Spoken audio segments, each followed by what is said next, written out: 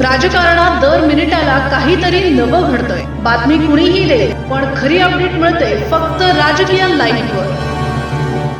राजकारणाच्या पटावरचे सोंगटे हलू लागलेत, पण मात कोणाला मिळणार याचा नेमका अंदाज अजून लागत नाही. सत्तेचा हा पेच केवळ आकड्यांचा नाही, तो अहंकार, वर्चस्व, प्रतिष्ठा आणि भविष्यातील राजकीय समीकरणांचा आहे. मिनी मंत्रालयाची निवडणूक सर्वच पक्षांनी प्रतिष्ठेची केली होती. भाजप, शिवसेना आणि अजितदादा राष्ट्रवादी वेगवेगळे रिंगणात उतरले, तर शरद पवार गट आणि काँग्रेस हातात हात घालून लढले.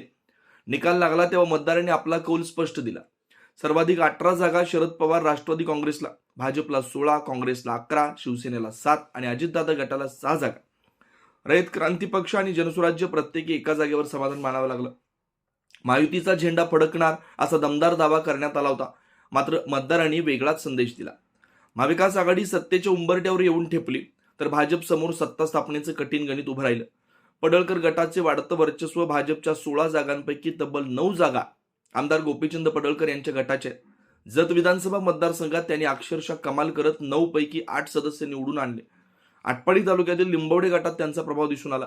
लिंबवडेमधून त्यांच्या बंधू ब्रह्मानंद पडळकर यांच्या पत्नी माधवी पडळकर विजय झाल्या, त्यामुळे अध्यक्षपदासाठी माधवी पडळकर यांचं नाव पुढे सरकू लागलं. भाजपच्या यशात पडळकर यांचा सिंहाचा वाटा आहे. अध्यक्षपद घरातच यावं अशी त्यांची स्पष्ट भूमिका असल्याची चर्चा रंगली. जत तालुक्यात स्वप्नाली मासाळ, डफळापूर आणि कविता पाटील संघ या महिला सदस्यही विजयी झालेत. घटक पक्षांकडून अडथळे आले तर अध्यक्षपदाची लॉटरी यापैकी कुणालाही लागू शकते अशी शक्यता वर्तवली जाते. जयंत पाटील यांचं सूक्ष्म राजकारण, महाविकास आघाडीत शरदचंद्र पवार गटाच्या 18 जागा आहेत. या यशामागे जयंत पाटील यांचं नियोजन आणि संघटन शक्ती ठळकपणे दिसून येते. वाळवा तालुक्यातील 11 पैकी 7 जागा त्यांनी जिंकून आपलं वर्चस्व सिद्ध केलं. तासगाव कवठेमंकाळ मतदारसंघातील आमदार रोहित पाटील यांनी 8 जागा मिळवत ताकद दाखवली. अध्यक्षपदाच्या शर्यतीत वाळव्यातील नावं आघाडीवर आहेत. संध्या पाटील वाटेगाव, संगीता पाटील कासेगाव, देविका राजे घोरपडे एलूर आणि प्रतिमा मोरे रेट्रे हरणाक्ष. जिल्हा परिषदेचे माजी अध्यक्ष देवराज पाटील यांच्याशी नाते असलेल्या संध्या व संगीता पाटील यांच्या दावेदारीला कौटुंबिक पाठबळ आहे. तर देविका राजे घोरपडे यांनी महाडिक बंधूंना धक्का देत विजय मिळवल्यानं त्यांचं नावही गंभीरतेने घेतलं जात आहे. अध्यक्षपद आघाडीच्या वाट्याला गेलं तर जिल्हा परिषदेच्या कारभारात जयंत पाटील यांचं वर्चस्व अटळ मानलं जात आहे. भाजपची गणितं आणि सत्तेचा शोध. भाजपला सत्ता स्थापनेसाठी 31 जागांची गरज आहे. सध्या त्यांच्या 16 जागा असून जनसुराज्य आणि रयत क्रांती पक्ष प्रत्येकी 1 अशी 7 आहे. शिवसेनेच्या 7 आणि अजितदादा गटाच्या 6 जागा मिळाल्यास भाजपला बहुमताचा आकडा गाठते. भाजपचे ज्येष्ठ नेते व पालकमंत्री चंद्रकांत पाटील हे पडद्यामागे सक्रिय झालेत.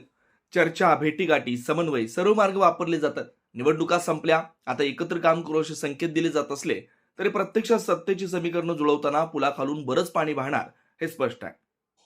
शिवसेना आणि अजितदादा गट वेटिंगवर. सध्याच्या घडीला शिवसेना आणि अजितदादा राष्ट्रवादी अध्यक्षपदाच्या समीकरणात थेट दावेदार नसले तरी त्यांचा पाठिंबा निर्णायक ठरणार आहे.